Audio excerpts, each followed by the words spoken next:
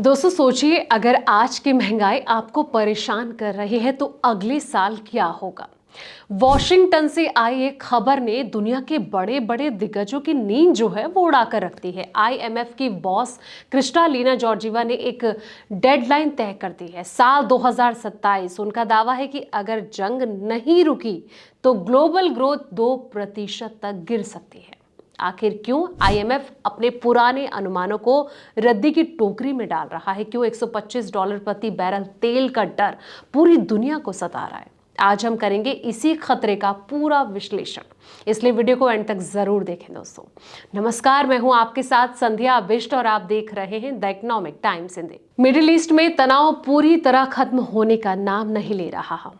America और Iran के बीच भले ही सीज फायर हो गई हो, लेकिन फिर भी स्ट्रेट ऑफ हॉर्मुज़ को लेकर चिंता बनी हुई है। दोस्तों इस बीच आईएमएफ यानी कि इंटरनेशनल मॉनेटरी फंड की तरफ से भी बड़ी चेतावनी आ गई है।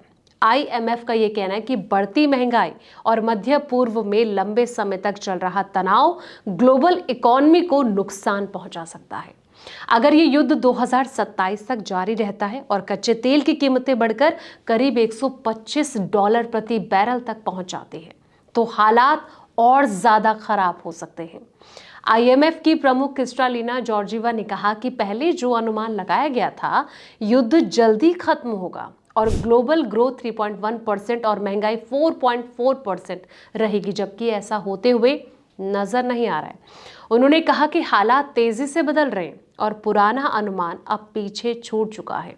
अगर मिडिल ईस्ट टेंशन लंबा चलता है तो ग्लोबल इकोनॉमी पर और ज्यादा दबाव पड़ सकता है और ग्रोथ रेट भी घट सकती है। दोस्तों तो जिस तरीके से तेल की जो कीमतें हैं और महंगाई बढ़ने की आहट है, उसने सबको चिंता में डाल दिया है।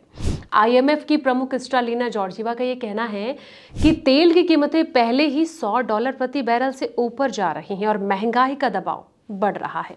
ऐसे में आईएमएफ का खराब स्थिति वाला अनुमान अब बेसलाइन बनता दिख रहा है, जिसमें कि 2026 तक ग्लोबल ग्रोथ रेट घटकर 2.5% रह सकती है और महंगाई बढ़कर 5.4% तक पहुंच सकती है।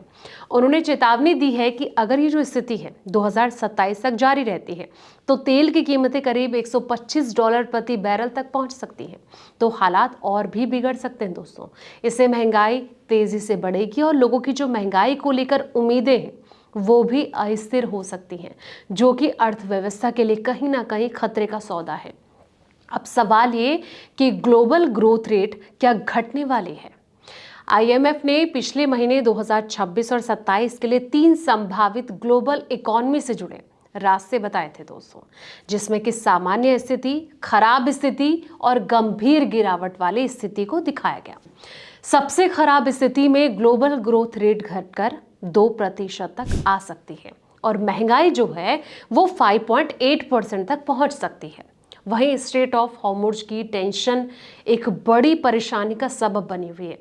आईएमएफ प्रमुख क्रिस्टालिना जॉर्जिवा का यह कहना है कि फिलहाल जो लंबी अवधि की महंगाई की उम्मीदें हैं वो स्थिर हैं और वित्तीय हालात ज्यादा कड़े नहीं हुए हैं, लेकिन अगर संघर्ष जारी रहता है तो ये जो स्थिरता है वो जल्दी बिगड़ सकती है।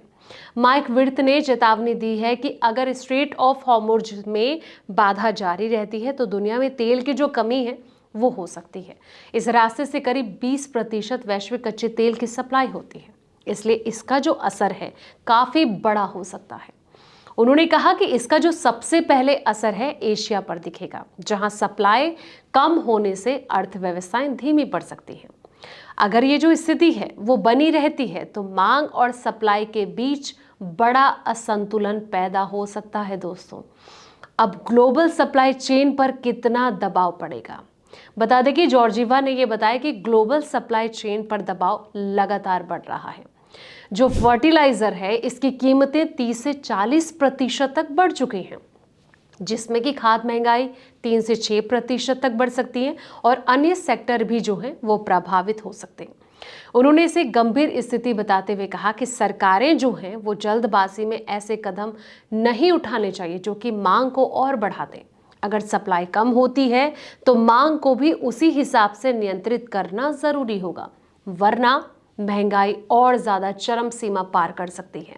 तो दोस्तों, जिस तरीके से ये चेतावनी लगातार आ रही हैं, आपको क्या लगता है कि आखिर आने वाले वक्त में क्या तस्वीर आपको नजर आ रही है?